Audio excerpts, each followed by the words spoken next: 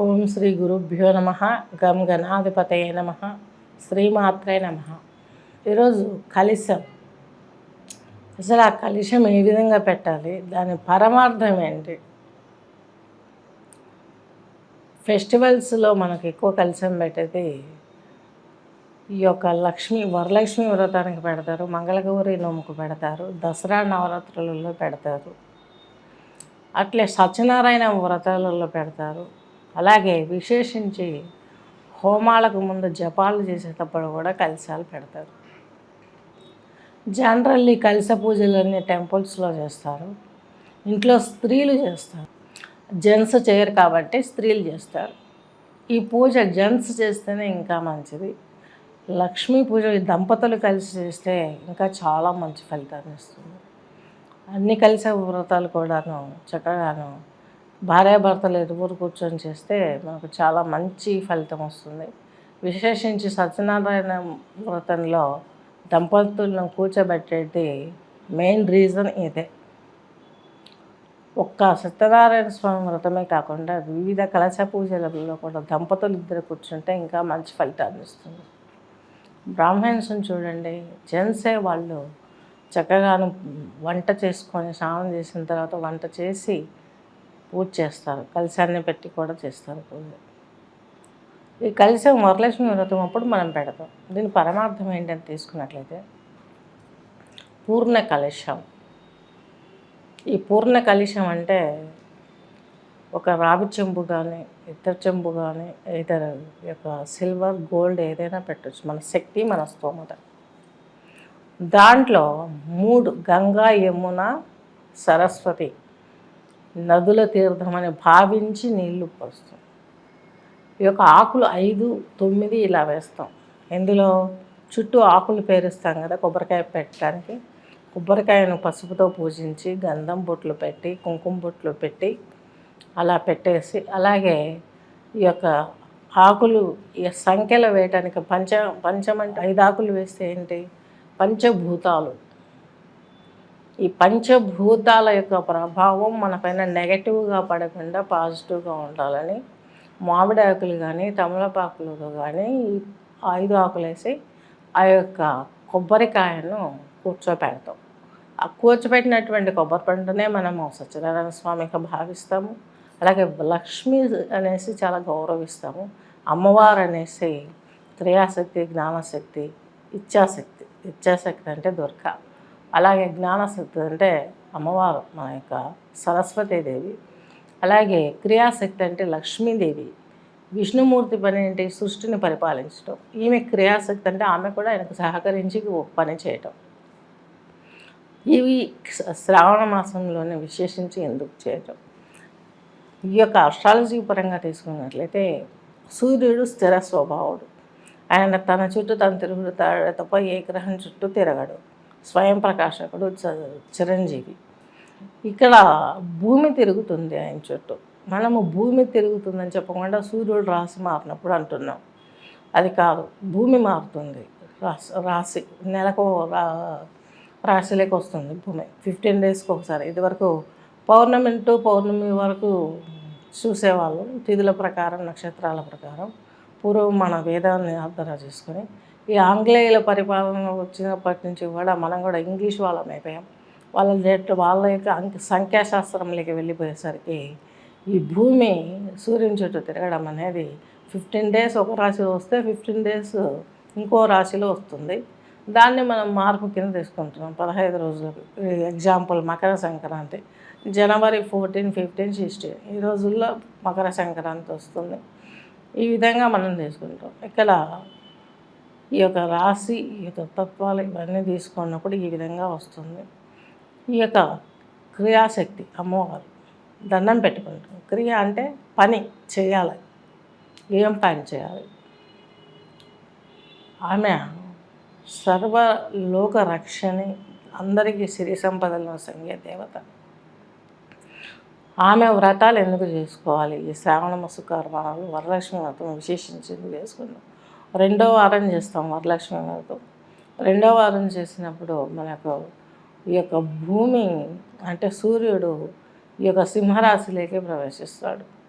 ప్రవేశించినప్పుడే మనం ఇటువంటి పండుగలు చేసుకుంటాం. ఈ యొక్క తిథుల ప్రకారం తీసుకుంటే మనకు భూసంక్రమం అనేది, సూర్య సంక్రమం అనేది ఇంకా క్లియర్గా తెలుస్తుంది. ఒకటే తిథి, ఒకటే నక్షత్రం, ఇలా క్లియర్గా తెలుస్తుంది. దీని మూలంగా ఈ వ్రతం చేసుకోవడం మూలంగా సకల సంపదలు మనకు కలగాలని అమ్మవారిని ప్రార్థిస్తాం.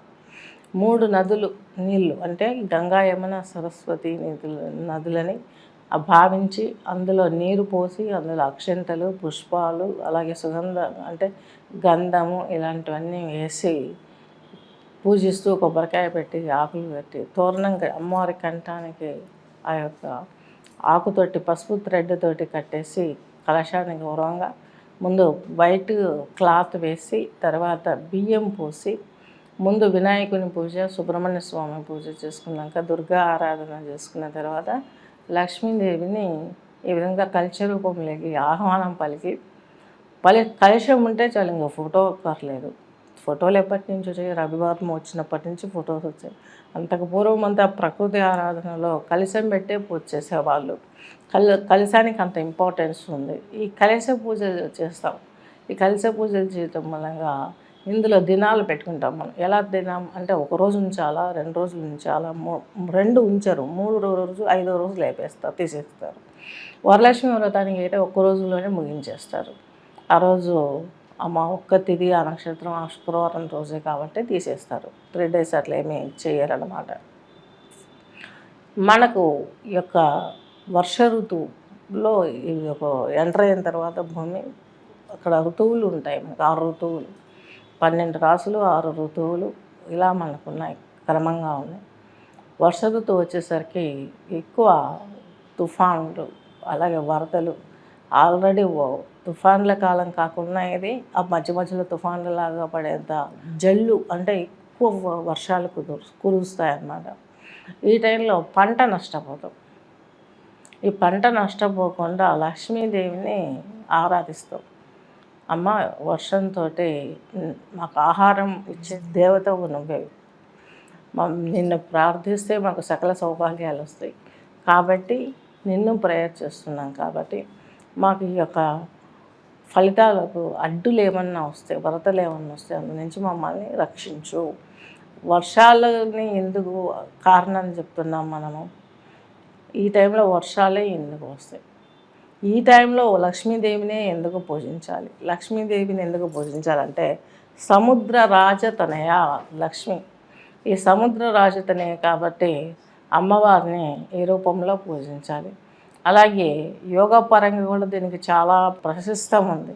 త్రివేణి సంగమం అన్నాం కదా, గంగా, యమున, సరస్వతి. ఇక్కడ బ్రుకుటిలో ఇక్కడ నుంచి సుషుమ్నా నాడి బయలుదేరుతుంది. ఈడా పింగళ నాడులు ఇక్కడ ఉంటాయి. గంగా, యమున, సరస్వతి. సరస్వతి, సుషుమ్న, ఈ యొక్క రైట్ లెఫ్ట్ వచ్చేసి ఈ యొక్క ఈడా నాడి, పింగళ నాడి, సూర్యనాడి, చంద్రనాడి. ఇవి ఇక్కడ కలిసి మానవుని శరీరంలోకి వెళ్తూ పరిపూర్ణమైనటువంటి దేహ నిర్మాణానికి ఏర్పడతాయి. ఆరోగ్యాన్ని క్రియ చేసే వరకు ఉపయోగపడతాయి. ఇది ఒక యోగాలో ఉన్నటువంటి ఫార్మాలిటీ. మనకు సనాతనం నుంచి యోగం, అక్కడి నుంచి ఇవన్నీ పూజలు, పునస్కారాలు, ఆగమ శాస్త్రం, ఇవన్నీ కూడా వ్రతాలు వరకు వచ్చేసాం.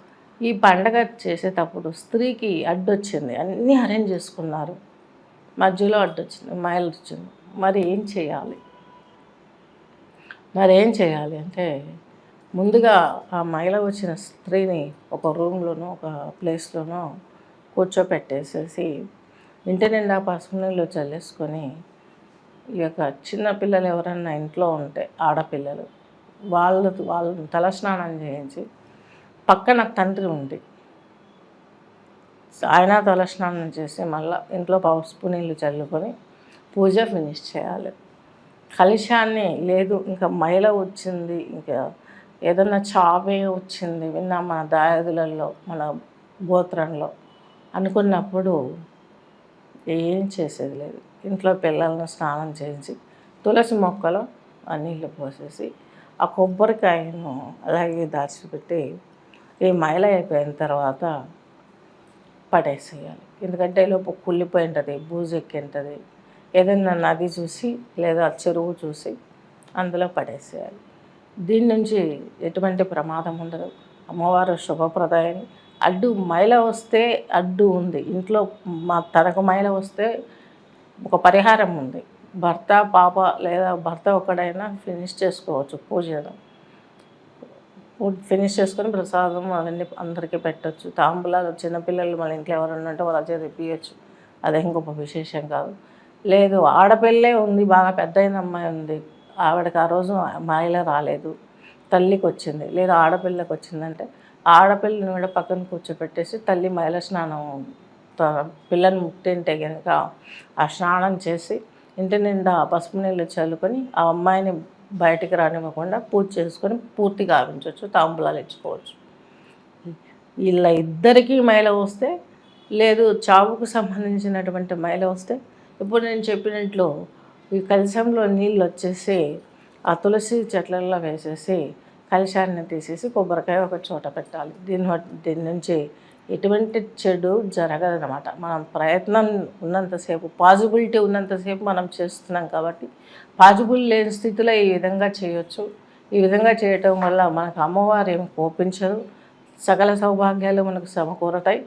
ఈ వర్షాకాలం నుంచి మమ్మల్ని రక్షించమనే మనం అమ్మవారిని కోరుకుంటున్నాము.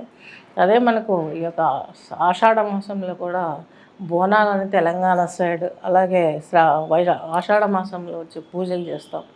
ఇది నాగుల చవితి పండుగలు, అలాగే తొలి ఏకాదశి ఇవన్నీ చేస్తాం. ఇక జ్యేష్ఠ మాసం, ఆషాఢ మాసాలలో వచ్చే ఫెస్టివల్స్కి ఇలా చేస్తాం. ముందుగా గౌరీ నోములు మనం నోయాలి. ఈ యొక్క శ్రావణ మాసం ఫస్ట్ మంగళవారం మంగళ గౌరీ నోమును వస్తాం. ఎటువంటి అనారోగ్యం కలగకుండా బోనాల పండుగ కూడా అదే చేస్తారు. ఎందుకంటే ఈ వాటర్ పొల్యూట్ అయిపోతుంది కాబట్టి దానివల్ల వచ్చే డిసీజెస్ నుంచి మనల్ని కాపాడమని మంగళవారం రోజు ఆషాఢంలో మొత్తం మనకు పూజలు పునస్కారాలు అవన్నీ కూడాను నోటెడ్ అమ్మవారి పూజలు. తెలంగాణలో విశేషించి దీన్ని తెలుసుకోవాల్సిన జ్ఞానం, మనం అమ్మవారికి బోనాలు పెట్టడం అనేది భారీ ఎత్తున చేస్తారు. ఆంధ్ర అటు సైడ్ మిగతా దేశాలలో ఇటువంటి పూజ చేసేది లేదు. అలాగే లక్ష్మీ పూజలు ఇలా చేసుకుంటూ మంగళగౌరి నోముకున్నప్పుడు కూడాను సడన్గాను ఏదైనా పీరియడ్ వచ్చినప్పుడు చక్కగాను ఈ విధంగా ఇప్పుడు చెప్పినట్లే లక్ష్మీ పూజగా చెప్పినట్లే పరిహారం చక్కగా చేసుకోండి. అలాగే ఈ యొక్క మైల అయిపోయిన తర్వాత మరలా పునః పూజ చేసుకోవచ్చు. మైల అంటే మనకు 5 days ఉంటుంది. ఈ 5 days అయిపోయిన తర్వాత ఇల్లు వాకిలి శుభ్రం చేసుకొని అప్పుడు కలశానికి పెట్టినటువంటి కొబ్బరికాయ పడేయాల్సిన అవసరం లేదు. 5 రోజులకు కాయ ఏం కాదు. శుభ్రంగా దాన్ని ఒక బట్టలో చుట్టు పెట్టేసి ఉంచిన తర్వాత మైల స్నానం అయిపోయాక ఇంక పై వచ్చే శుక్రవారం చక్కగాను కలశం పెట్టి ఆ శుక్రవారం మనం పూజ చేసుకొని మనస్ఫూర్తిగా అమ్మవారికి మన సంకల్పం చెప్పుకోవాలి. కలశారాధనలో ఉన్నటువంటి మెయిన్ రీజన్ అది. సంకల్ప సిద్ధి కోసం చేసేదే కలశారాధన. ఈ అశ్వమేధ యాగం కావచ్చు, ఇవన్నీ కూడా చూసుకున్నట్లయితే వాళ్ళు కలశ పూజలు, అలాగే ప్రతి పూజలో కూడా సనాతనంగా మనకు కలశాన్ని ఆరాధించే సాంప్రదాయం ఉంది. ఇవన్నీ చేస్తూ ఈ కలశానికి అడ్డు చింటేసిన ఈ విధంగా మనం ఆ అడ్డును భగవంతునికి భారం వేసి ఏ విధంగా ఎలా చేయాలనేది ముందు చెప్పినట్టుగా మీరు చేసుకోగలిగితే మీకు ఎటువంటి అశుభాలు చేరవు. మీ మీదికి చక్కని ఫలితాలు వస్తాయి. అమ్మవారు మిమ్మల్ని సర్వకాల సర్వావస్థల యందు అనుగ్రహిస్తుంది. ఆమె అనుగ్రహంతో ఆ ధాన్యం కూడాను వర్షాలలో కొట్టుకపోకుండా, సముద్రంలోకి కొట్టుకపోకుండా, నదులు పొంగి పొరలి సముద్రంలోకి వాటర్ పంపిస్తాం. ఈ ధాన్యం అంతా సముద్రరాజతనే లక్ష్మీదేవి సముద్రుని కుమార్తె కాబట్టి మరలా ఆమె దగ్గరికే వెళ్ళకుండా, అమ్మ నువ్వు ప్రతిసారి ఇలా వెళ్తే మాకు కావలసిన ఆహారం ఎక్కడి నుంచి వస్తుంది తల్లి అని ఆమె పాదాలను మనం పట్టుకొని పూజిస్తాము. అలాగే రూపు చేయించుకుంటాం. రూపు చేయించుకొని మంగళసూత్రాలలో వేసుకుంటాం. ఎందుకు వేసుకుంటాం? హృదయస్థానం, విష్ణుమూర్తి హృదయస్థానంలో లక్ష్మి ఉంటుంది. మనకు కూడా మన హృదయంలో మనకు మంగళసూత్రాలు ఉంటాయి. ఈ మంగళసూత్రాలలో వరలక్ష్మి వ్రతానికి పెట్టినటువంటి ఈ యొక్క కాయిన్ రూపును పూజించింది వేసుకొని ఒక్కొక్క సంవత్సరం ఒక్కొక్క రూపు యాడ్ చేసుకుంటూ వెళ్ళి తర్వాత హారంగాను ఏదో రకంగా మనకు జమ చేసిన ఈ కాయిన్స్ను ఏదో ఒక మంచి హారంగా మలుచుకొని ధరించడానికి చేయించుకోవడం మనకు ఒక సంప్రదాయం. ఈ వ్రతము నిర్విఘ్నంగా సాగడానికి ముందు వినాయకుని పూజ చేసుకోవడం, సుబ్రహ్మణ్య ఆరాధన, నవగ్రహ మండపారాధన ఇవన్నీ చక్కగా చేసుకోవడం మూలంగా మంచి ఫలితాలు వస్తాయి. ఈ ఫలితాన్ని మీరు లక్షణంగా పొందగలరని ఆశిస్తూ స్వస్తి.